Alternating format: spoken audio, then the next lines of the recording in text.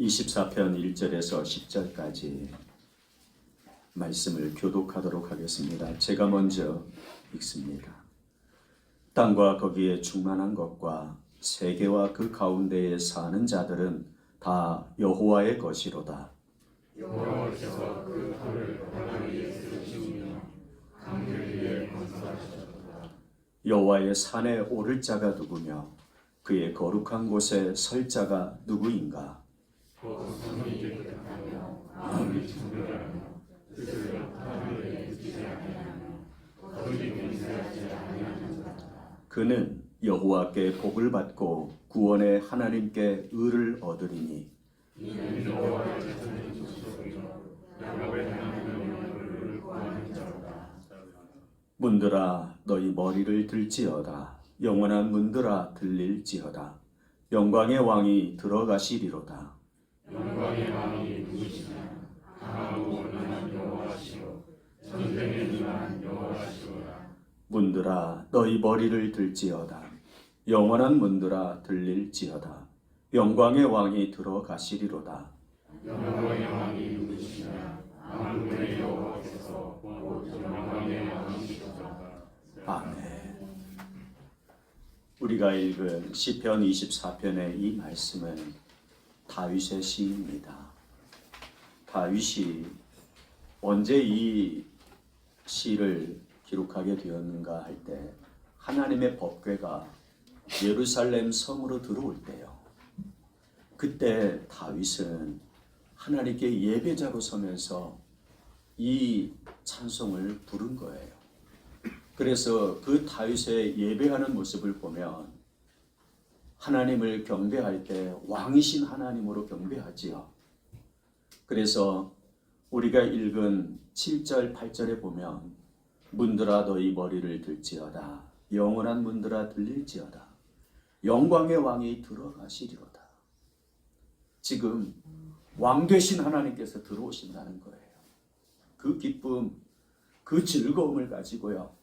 하나님 앞에서 마음껏 기뻐하며 즐거워하며 찬송하는 이 다윗의 예배자된 모습이에요.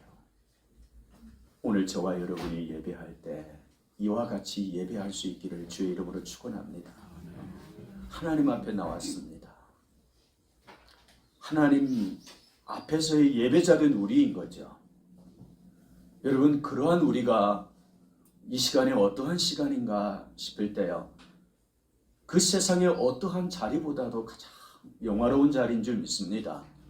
다윗은 지금 그 기쁨으로요. 그 감격으로 왕 되신 하나님, 그 하나님 앞에 예배로 찬송으로 서는 거예요. 그러면 다윗이 하나님의 이 법궤가 들어올 때 이렇게 기뻐한다 할 때 이 하나님의 법궤는 그럼 그동안 어디에 있었을까요? 하나님의 법궤는 블레셋 땅에서 여기 저기로 옮겨 다니고 있었어요. 사무엘상 6장 1, 2절에 보면 여호와의 궤가 블레셋 사람들의 지방에 있은 지 7달이라 7개월 동안 하나님의 법궤가 블레셋 지역에 있었다는 거예요. 블레셋 사람들이 제사장들과 복술자들을 불러서 이르되 우리가 여호와의 궤를 어떻게 할까? 그것을 어떻게 그 있던 곳으로 보낼 것인지 우리에게 가르치라. 7달 있었는데 이 하나님의 법궤 때문에 지금 블레셋 사람들이 논의하고 있는 거예요. 그 내용이 이거 다시 돌려보내야 된다는 거예요. 어떻게 돌려보내야 될지, 어디로 돌려보내야 될지 이것을 논의하고 있는 거예요. 그러면 하나님의 법궤가 왜 블레셋 땅에 있게 됐을까요? 엘리가 이스라엘의 대제사장으로 있을 때 블레셋과 이스라엘이 전쟁을 했고 이스라엘이 블레셋 앞에서 패한 거예요. 그러면 그 전쟁에 따른 결과가 하나님의 법궤가 빼앗기기까지 하는 이스라엘의 패배로 나타나는데 여러분, 하나님의 법궤가 빼앗겼다. 하나님이 전쟁에서 졌다는 이야기일까요? 아닙니다. 하나님께서는 당시 이스라엘을 심판하신 거예요. 엘리 제사장 두 아들 홈리와 비느하스의 모습이 당시 이스라엘의 모습이었어요. 하나님의 성막에 거주하면서 하나님의 성전의 일을 돌보고 백성들을 가르쳐야 할 제사장 된 홈리와 비느하스가 악한 모습으로 당시 제사장 모습을 보이고 있었거든요. 하지 못할 일을 하고 있었어요. 그로 인한 이 이스라엘의 사회적 모습은 동일하게 하나님을 떠나고 거역하는 모습이었다는 거예요. 그래서 하나님께서는 이러한 이스라엘을 심판하신 거고 그 심판의 역사로 블레셋에게 패하게 된 거예요. 그로 인해서 하나님의 법궤가 블레셋 땅으로 옮겨졌습니다. 그러면 하나님의 이 임재를 상징하는 법궤가 블레셋 땅에 있음으로 하여 하나님의 이름이 땅에 떨어진 걸까요? 하나님의 영광이 세상 속에서 멸시를 받고 있을까요? 아닙니다. 사무엘상 5장 1절에서 11절 내용을 보면 하나님은 홀로 하나님의 영광을 지키십니다. 사무엘상 5장 1절에서 11절 같이 읽어보겠습니다. 블레셋 사람들이 하나님의 교회를 빼앗아 가지고 에베네셀에서부터 아스돗에 이르니라. 블레셋 사람들이 하나님의 교회를 가지고 다곤의 신전에 들어가서 다곤 곁에 두었더니 아스돗 사람들이 이튿날 일찍이 일어나 본즉 다곤이 여호와의 교회 앞에서 엎드러져 그 얼굴이 땅에 닿았는지라. 여호와의 손이 아스돗 사람에게 엄중히 더하사 독한 종기의 재앙으로 아스돗과 그 지역을 쳐서 망하게 하니 아스돗 사람들이 이를 보고 이르되 이스라엘 신의 교회를 우리와 함께 잊지 못하게 할지라. 그의 손이 우리와 우리의 신 다곤을 친다 하고 이에 사람을 보내어 모든 방백을 모으고 이르되 우리가 이스라엘 신의 교회를 어찌하랴 하니. 지금 하나님의 법궤를 빼앗아 자신들이 섬기는 신 다곤의 신전에 두었어요. 다곤의 신의 형상은요, 위에는 사람 모양이고 아래는 물고기 모양이에요. 블레셋 지역은 지중해하고 가까이 붙어 있습니다. 그래서 이들은 다분하게 자신들이 원하는 풍요를 자신들이 원하는 방식의 신의 모양으로 만들었어요. 그리고 그것에 의지하고 섬긴 것이 다곤이에요. 바다에서 잡는 또는 블레셋 평야 지역에서 거두어들이는 수확을 이 다곤 신에 다 표현한 거예요. 사람이 만들고 사람이 그것을 숭배하고 자기가 원하는 것들을 끌어내는 것이 우상이지 않습니까? 그러한 다곤의 신전에 하나님의 법궤를 두었더니 어떤 일이 일어나요? 이 다곤신이 서있던 다곤신이 아침에 보니까 엎드러져 있다는 거예요. 그래서 다시 이것을 세워놓습니다. 그 이튿날 또 다시 가서 보니까 이번에는 목이 끊어져 있고요. 손과 발이 다 잘라져 있는 거예요. 그것만 있는 게 아니라 이 아스돗 지방의 사람들에게 하나님이 재앙을 내리셔서 독종, 전염병이 일어난 거예요.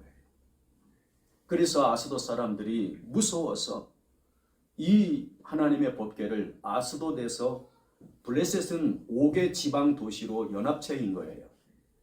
그 중에 하나인 가드 지역으로 보내요. 그러자 가드에서도 똑같은 일이 일어납니다.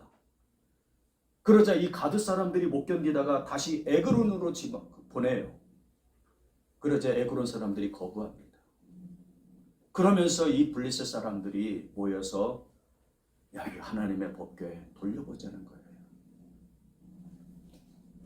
여러분, 하나님은요, 하나님을 섬기는 사람들이 잘못하고 그로 인하여서 하나님의 이름이 땅에 떨어지는 일들이 일어난다고 하는 그때예요. 하나님은 홀로 싸우십니다.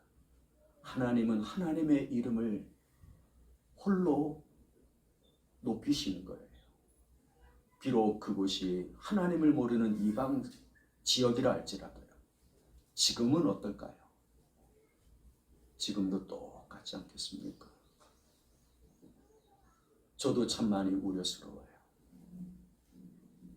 뉴스나 인터넷 정보 매체들을 통해서 하루가 멀다 하고 교회를 통한 부적절한 일들, 더불어 목회자들을 통한 정말 찌푸릴 수밖에 없는 일들이 하루가 멀다 하고 일어나고 있잖아요. 많은 부분 참 우려스러운 일들이 일어나는데 여러분, 이러한 때에 하나님께서는 어떻게 하고 계실까요? 저는 이 말씀을 보면서 하나님 여전히 홀로 하나님의 영광을 드러내고자 일하시는 줄 생각하게 되는 거예요. 이러한 상황에서 세상에 하나님이 주권자이시고 하나님이 창조주이시며 하나님이 이 모든 일을 다스리신다는 사실을 홀로 하나님이 지금도 역사하고 계시지 않은가. 그런 때에요, 다윗이라는 사람이 예루살렘 성문을 활짝 열면서 하나님의 법궤가 들어오는 것을 보고 기뻐하는 것, 오늘 저와 여러분의 모습이어야 할 줄 믿습니다. 하나님의 이름을 멸시하려고 하는 세상입니다. 하나님의 영광을 조금도 생각지 않는 하나님의 사람들 가운데에서요, 하나님이 오늘날에도 이렇게 일하신다 하면요, 저와 여러분은 회개해야 합니다. 그러면서요, 이제 저와 여러분이 어떤 예배자로 서야 할지. 다윗은 여호와의 법궤가 예루살렘 성문으로 들어올 때요, 그는 찬송하면서 기쁨으로 맞이하고 특별히 하나님을 왕으로 고백하고 있지요. 여러분, 하나님은 왕이신 줄 믿습니다. 다윗은 이스라엘의 왕이었어요. 그러나 하나님 앞에서는 자신을요, 왕이라고 생각지 않지요. 오직 하나님의 백성된 다윗일 뿐이라는 거예요. 그랬을 때 하나님께서 허락하시는 은혜요, 여기 있는 저와 여러분도 마찬가지라고 생각해요. 여러분, 우리 인생의 왕은 우리 자신이 아니라 하나님이신 줄 믿습니다. 참 단순한 고백 같아요. 아니, 할 수밖에 없는 고백 같아요. 그런데 실질적인 삶으로 들어가 보면 너무나도 많은 부분 내 자신이 왕이 되어 있어요. 그래서요, 하나님께서 참 홀로 싸우시는 거 아니겠습니까? 여러분, 여러분의 가정을 한번 보십시오. 여러분의 가정의 왕이 누구십니까? 남편입니까? 아내입니까? 많은 부분 우리는 남편이라고 말하고 있잖아요. 아내라고 말하고 있어요, 사실로. 그런데 우리가 예배하는 이 시간에 잠깐이지만 말씀 앞에서 우리가 같이 고백할 수밖에 없는 게 뭡니까? 우리의 가정의 왕은 하나님이십니다. 할렐루야. 여러분, 왜 이걸 잊고 있으며 그렇게 살고 있을까요? 여러분, 교회의 왕이 누굴까요? 하나님이신 줄 믿습니다. 근데 왜 우리는 이것을 억지로 이렇게 고백해야 될까요? 왜 굳이 이렇게 고백하고 있어야 될까요? 왕이신 하나님 앞에서 살아가는 자연스러운 모습으로 나타난 것들이 많아야 되는데 우리는 애써서 교회의 왕은 하나님이십니다. 나라의 왕도 하나님이시고 우주 만물의 왕도 하나님이십니다. 왜 우리는 이렇게 고백해야 할까요? 여러분, 오늘 이 시편 24편을 보면 다윗은 왕 되신 하나님을 찬송하면서 왜 왕으로 하나님을 고백하고 있는지를 가르쳐줘요. 1절 우리 같이 한번 읽어보겠습니다. 땅과 거기에 충만한 것과 세계와 그 가운데에 사는 자들은 다 여호와의 것이라고 하죠. 하나님의 것이라고 말해요. 여러분, 다윗이 이 사실을 고백하면서 더불어 우리가 같이 나누고 있는 말씀인 거예요.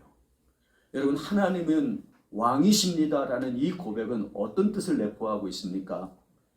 그 어떠한 것도 왕이 될 수 없습니다라고 하는 이야기예요. 여러분, 창세기 1장 1절을 어떻게 읽으십니까? 태초에 하나님이 천지를 창조하십니다.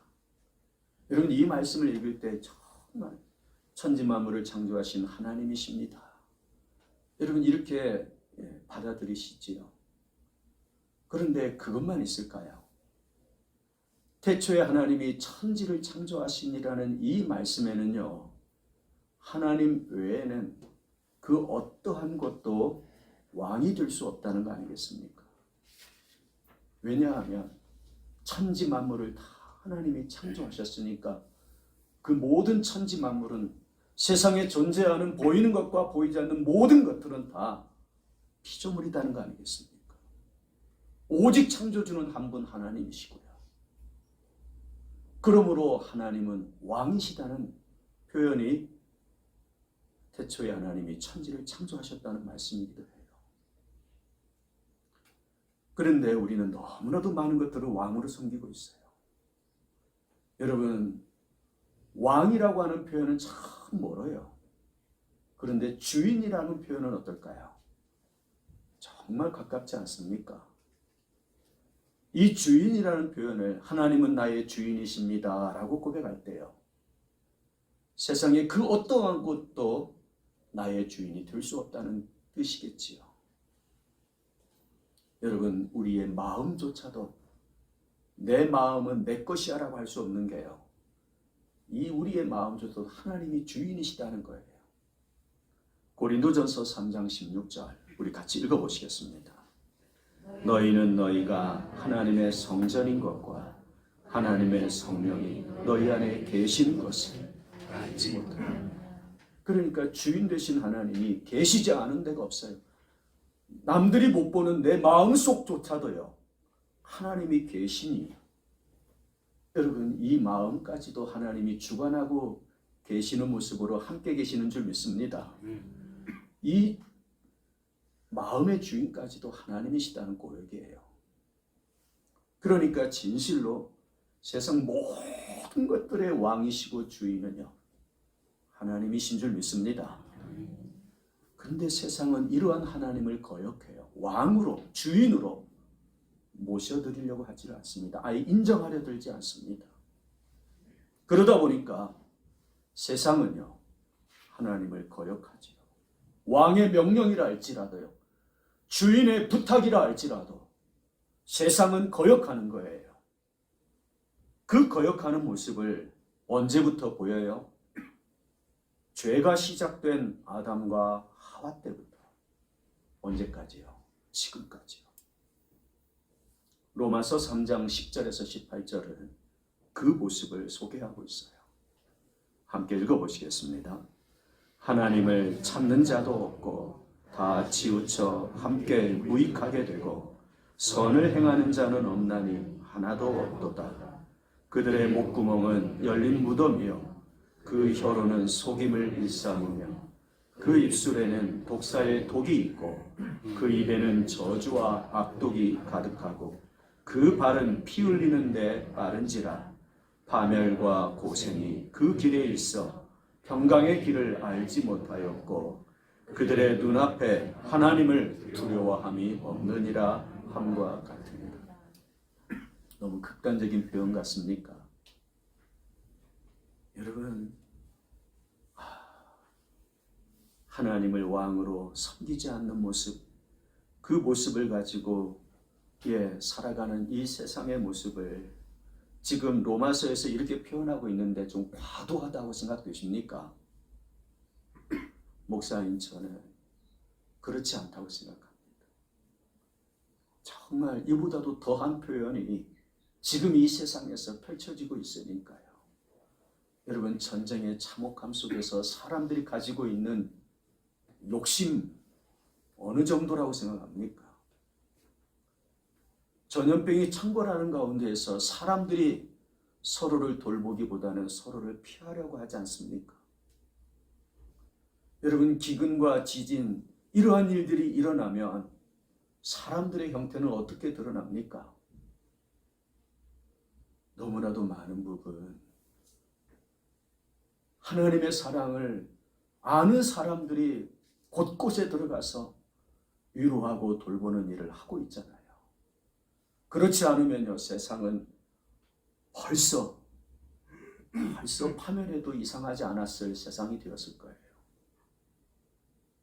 그러니까 그 모든 시작의 원인은 하나님을 찾지 않는다는 데 있다는 거예요.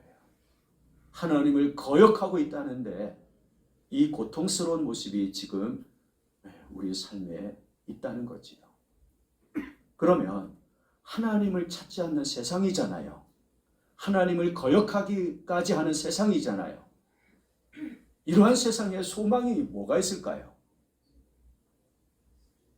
바로 하나님이 그러한 세상 속에서 하나님이 찾으신다는 거예요. 세상이 하나님을 찾지 않으니까요. 이제는 하나님께서 찾으신다는 거예요. 그 모습이 3절이에요. 오늘 본문. 여호와의 산에 오를 자 누구며 그의 거룩한 곳에 설 자가 누구냐라고 하죠. 여러분, 여호와의 산이라는 의미를 좀 먼저 봐야 돼요. 여호와의 산이라고 하는 이 의미는 하나님과 인간이 만나는 장소라는 거예요. 즉 인간이 하나님을 예배하는 장소다라는 거예요. 그게 여호와의 산이고 당시 모습에는 시온산이라고 일컬어졌어요. 왜 시온산이냐? 하나님께 예배드리고 경배하며 기도할 수 있는 성전이 시온산에 있었기 때문이에요.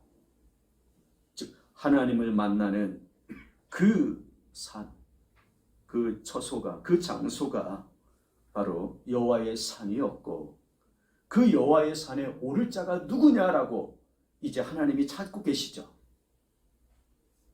하나님이 찾으시는 사람들이 바로 여호와의 산에 오를 수 있는 자들이겠죠.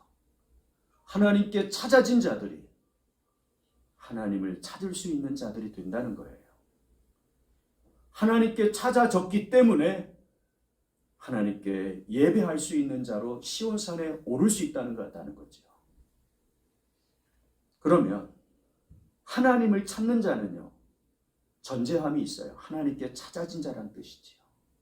어떻게 하나님이 찾으셨을까요? 여러분, 본문 5절과 6절 함께 읽어보겠습니다. 그는 여호와께 복을 받고 구원의 하나님께 의를 얻으리니 이는 여호와를 찾는 족속이요 야곱의 하나님의 얼굴을 구하는 자로다. 여기 보면 하나님이 찾으신 자, 어떻게 찾으셨는가? 하나님이 먼저 복을 주신다는 거예요. 그리고요, 구원의 하나님께서 의를 얻게 하신다는 거예요. 여러분, 이 말씀 들으니까 생각이 딱 나는 게 있죠. 여러분, 사람이 착하게 살아서 하나님을 찾으러 가는 게 아니에요. 사람이 똑똑하고 뭔가 가지고 있는 것들이 있으니까 여호와의 산에 오를 수 있는 자가 되는 게 아니고요. 하나님께서 찾아주시는 거예요. 그에게 복을 주시면서, 그에게 의를 덧입혀 주시면서 하나님이 찾아주시는 거예요. 그러면서 여호와의 산에 오를 수 있도록 해주셨다는 거죠. 바로 이 일이 예수님의 십자가이시며 부활하심인 줄 믿습니다. 예수님을 통해서 의를 이루시고 하나님이 요구하시는 그 의를 이루어 주시고 예수님의 보혈을 의지하고 예수님의 이름을 의지하고 이제는 하나님을 찾을 수 있게 해주신 거예요. 그래서 여호와의 산을 오를 자 누구이며 그의 거룩한 곳에 설 자가 누구냐? 여러분, 여호와의 산에 선다는 것은 거룩한 곳에 선다는 거예요. 그럼 거룩하지 않으면 서지 못한다는 거지요. 하나님이 요구하시는 거룩은요, 죄가 해결된 모습이거든요. 사람이 스스로 죄 문제 해결할 수 없습니다. 그래서 예수님이 죄를 해결해 주신 거예요. 그 예수님을 의지하고 죄 문제가 해결받고 하나님의 산에 오를 수 있는 사람들, 예수 믿는 하나님의 사람들인 줄 믿습니다. 바로 우리라는 거죠. 그래서 우리가 하나님께 예배하고 경배하고 기도하고 찬송할 수 있는 자리, 이곳이 여호와의 산이 되는 줄 믿습니다. 바로 그렇게 하나님께서 찾아주심으로 이제 하나님을 찾을 수 있는 자가 되어 있는 우리라는 거예요. 우리. 예수님은요, 그 찾으심을 사마리아 수가성 여인을 찾아가신 것 같이, 여러분 사마리아 성의 수가성 여인을 만나실 때 예수님의 이 행로를 보면 야, 하나님이 찾으신다는 게 어떤 건지가 나와요. 예수님께서 제자들과 함께 예루살렘에서 여리고로 먼저 가셨어요. 그리고는 다시 방향을 틀어서 이제 여리고에서 이제 족장의 도로가 되는, 이 족장의 도로는요, 브엘세바, 헤브론, 베들레헴, 예루살렘, 그 다음에 베델, 그리고 세겜에 이르는 그 도로를 족장의 도로라고 하면서, 이 족장의 도로는 산 정상 위로 쭉 나 있는 도로예요. 왜 족장의 도로냐면 아브라함, 이삭, 야곱이 그 길을 계속 왔다 갔다 했기 때문에 믿음의 족장들이 다녔다고 해서 족장의 도로라고 하는 거예요. 예수님은 1000m가 넘는 그 길로 내려갔다가 굳이 다시 올라오셔서 베델로 올라오시고 세겜에 이르신 거예요. 그리고는 정오에 한 여인을 만나셨죠. 그가 바로 세겜의 수가성 여인이었던 거예요. 왜 만나셨어요? 그 여인을 찾으신 거예요. 예배자를 찾으시는 거예요. 왜 예배자를 찾으셨냐? 내용이 나와요. 요한복음 4장 23절에 보면 여인에게 예수님이 하신 말씀이거든요. 우리 같이 읽어보실까요? 아버지께 참되게 예배하는 자들은 영과 진리로 예배할 때가 오나니 곧 이때라. 아버지께서는 자기에게 이렇게 예배하는 자들을 찾으신다고 하죠. 하나님이 찾으시는 사람들, 하나님의 백성들이죠. 하나님의 사람들이에요.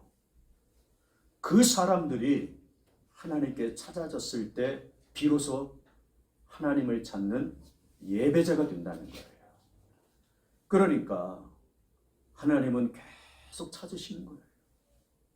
다윗을 찾으시더니 이제는 세겜 수가성 여인을 찾으시고 오늘날은 우리를 찾아주신 줄 믿습니다. 예수님의 보혈로 깨끗하게 하시면서요 찾으시는 거예요. 그래서 그저께 장례식장에서 한 분 권사님을 만났어요. 그 권사님은 목이 쉬어가지고 이게 좀 손을 대면서 아프다고 하실 정도로 기도하시는 분이에요. 그런데 왜 그렇게 기도하십니까? 제가 물었더니 기도하지 않고는 견딜 수가 없다는 거예요. 왜 그렇게 부르짖으십니까? 부르짖지 않고서는 아무튼 부르짖는 기도를 하게 된다는 거예요.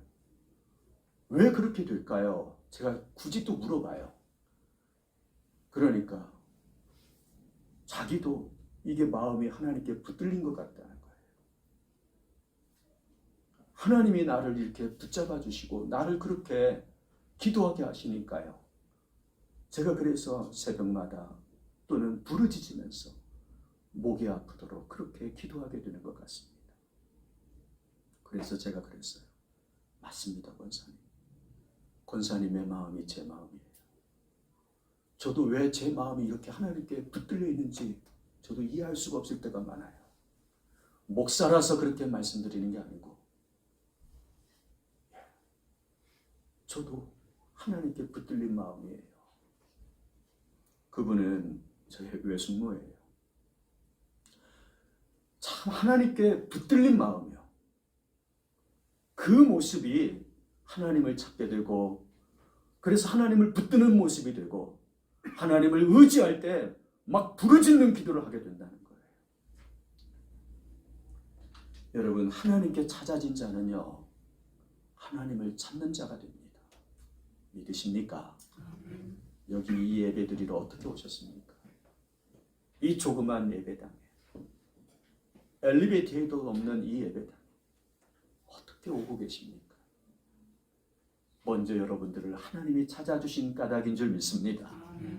여러분들께서 하나님을 찾기를 원하셔서 그렇게 함께하고 계시는 줄 믿습니다. 그래서 그 하나님을 찾는 모습을 다윗은 이렇게 말해요. 4절에 곧 손이 깨끗하며 마음이 청결하며 뜻을 허탄한 데에 두지 아니하며 거짓 맹세하지 아니하는 자로다. 이 모습을 가지고 여호와의 산에 오른다라는 뜻이에요. 자, 그러면 다윗은 왜 이렇게 하나님을 찾으러 올라갈 때 이러한 모습이 되고 있습니다라고 말하고 있을까요? 여러분, 4가지로 설명하고 있어요. 다윗은 예배자된 모습을. 첫째는 손이 깨끗하다, 둘째는 마음이 청결하다, 셋째는 뜻을 허탄한 데 두지 않는다, 넷째는 거짓 맹세하지 않는 모습으로 하나님을 내가 찾고 있습니다. 이렇게 말씀하고 있죠. 여러분, 손이라는 것은, 마음은 우리 내면의 대표적인 표현이라고 한다면 손이라고 하는 것은 우리 외적인 생활의 대표성을 갖는 거예요. 손으로 뭔가를 한다는 거거든요. 그래서 이 손으로 범죄하면요, 하나님의 이름을 욕되게 하는 일이 되겠지요. 그래서 손을 깨끗이 한다. 이 의미는 하나님의 이 이름을 높여드리는 자의 모습으로 이 손을 들어서 사용한다는 거예요. 그 모습을 가지고 여호와의 산에 오른다는 거예요. 내 삶의 자리가 되는 가정과 일터에서 하나님의 이름을 높여드릴 수 있는 모습으로 살다가 여호와의 산에 오릅니다. 이렇게 말한다는 거예요. 여러분, 이 손을 어떻게 들어서 쓸 것인가? 아담과 하와는 선악을 알게 하는 나무 열매를 따먹는 일에 썼어요. 가인은 자기 동생 아벨을 쳐 죽이는 일에 그 돌을 들어서, 손을 들어서 사용했어요. 여러분, 그러나 모세는 그 손을 들어서 아말렉과의 전쟁에서 하나님께 기도하는 손으로 사용했습니다. 여러분, 거룩한 사람들이 손을 들어서 기도할 때 자녀를 축복할 수 있는 손으로, 세상을 향하여서 하나님의 영광을 드러낼 수 있으려는 그 손을 들어서 기도하면서요, 사용할 수 있는 우리의 손으로 얼마든지 하나님의 이름을 높일 수 있는 줄 믿습니다. 여러분, 여러분의 손을 깨끗하게 하십시오. 가정에서, 일터에서요. 그리고 그 손을, 깨끗한 손을 가지고 하나님 전에 예배자의 모습으로 설 수 있으려고 해야 됩니다. 하나님은 그 손을 들어서 악한 일을 사용하는 걸 보면서 이스라엘에게 전쟁의 패배라는 것을 안겨주고요, 홀로 하나님은 블레셋 진영에 가서 스스로 하나님의 이름을 높이시잖아요. 오늘날 우리는 회개할 것이 참 많은 거예요. 여러분, 두 번째로 마음을 청결하게 한다는 것 또한 뭘까요? 사람은 예배자의 모습을 가지고 나올 때요, 저도 이렇게 양복 입고 오잖아요. 이 겉모습만 신경 쓰고 온다면 문제가 되지 않겠습니까? 하나님이 보시는 것은 것이 아니라 무엇이라고 하셨습니까? 마음이라고 하셨잖아요. 그러니까 예배자든 이 모습을 가지고 하나님 산에 오를 때는요, 우리가 그 무엇보다도 신경 써야 할 것이 마음이 아니겠습니까? 다윗은 바로 그것을 아는 거예요. 물을 지킬 만한 것보다 마음을 지켜야 된다는 것을 알고 마음을 청결하게 다윗은 그렇게 하나님 앞에 서는 거예요. 세 번째로 보면 뜻을 허탄한 데 두지 않는다는 건 뭘까요? 여러분, 허탄하다라고 하는 것은 하나님을 떠난 상태예요. 하나님이 그 마음에서 떠나니까 마음마다 빈자리가 있고 그 빈자리가 허무해지니까 무얼로든 채우고 싶어서 채워보지만 만족함이 없거든요. 그래서 허무하다, 허망하다는 이야기를 합니다. 그게 허탄한 삶이에요. 뜻을 허탄한 데 두지 말라는 것은 하나님을 떠난 삶을 살지 말라는 거예요. 하나님으로 인한 삶을 살라는 거예요. 하나님의 뜻에 마음을 두라는 거예요. 뜻을 하나님의 말씀에 두라는 거지요. 대표적인 사람이 다니엘이었잖아요. 그는 자기의 몸을 더럽히지 아니하기로 뜻을 정하고 또요, 하루에 3번씩 기도하기로 결심하고 사자굴에 떨어진다 할지라도 그 뜻을 따라서 다니엘이 자기를 세워가잖아요. 하나님이 보시는, 하나님이 말씀하신 대로 뜻을 세워가는 그 모습이 바로 예배자 된 다윗이었고 저와 여러분의 모습이 되어야 할 줄 믿습니다. 마지막으로 거짓 맹세하지 않는다. 맹세를 하면, 하나님 앞에서 맹세를 하면요, 우리의 삶에 어떠한 희생이나 아픔이 있다 할지라도 그것을 지켜야 한다는 거죠. 그 모습으로 하나님 앞에 서는 다윗. 여러분, 그가 하나님의 법궤가 들어오는 것을 보면서 영광의 왕이 들어오신 것, 문들아 들릴지어다, 영원한 문들아 들릴지어다, 영광의 왕이 들어오시는 도다. 영광의 왕이 누구시냐? 전쟁에 능하신 이로다. 다윗은 전쟁 속에서 한 번도 져본 일이 없어요. 이유는 하나님께서 항상 이기게 하심이었다라고 성경은 말씀해요. 여러분, 예배자는 하나님이 책임져 주시는 삶을 살아가는 자인 줄 믿습니다. 그래서 그 하나님이 너무나도 감사해서 예배하는 거예요. 우리 하나님이 너무나도 좋아서, 우리 하나님이 너무나도 기뻐서 예배의 자리로 막 달려오는 거예요. 누가 뭐라고 하지 않았어요. 이 마음 하나님께 드리고 싶어서, 예배 드리고 싶어서. 세상 사람들은 이 좋은 날 들로 산으로 바다로 나가는데 우리는요, 예배 드리러 오는 거예요. 사람들은 이상하다 여기겠지만 우리는 이것이 마땅하다는 거죠. 너무나도 좋아서 하는 일이에요. 다윗은 하나님의 법궤 앞에서 춤을 추었어요. 막 바지가 흘러내리는 줄도 모르고 춤을 췄다고 해요. 여러분, 하나님께 참되게 예배하는 자, 구원받은 자의 그 특징이 삶을 가지고 하나님께 예배드리러 나온다는 거 아니겠습니까? 오늘날 여호와의 산에 오를 자 누구인가? 하나님은 찾으십니다. 오늘 하나님이 이미 우리를 찾아주셨는데, 우리가 하나님께 찾아진 자들인데, 이제 우리도 하나님을 찾는다고 말하는 우리인데, 특별히 여러분의 삶 속에서 손을 깨끗이 하고 마음을 청결히 하시며 뜻을 허탄한 데 두지 마시고, 여러분, 거짓 맹세하지 마는 가운데서 하나님을 경외하고 하나님의 이름을 높이는 하나님의 성도들이 꼭 되시기를 주의 이름으로 축원합니다. 우리 말씀을 제하고 이 한 주간 우리에게 주신 이 주일의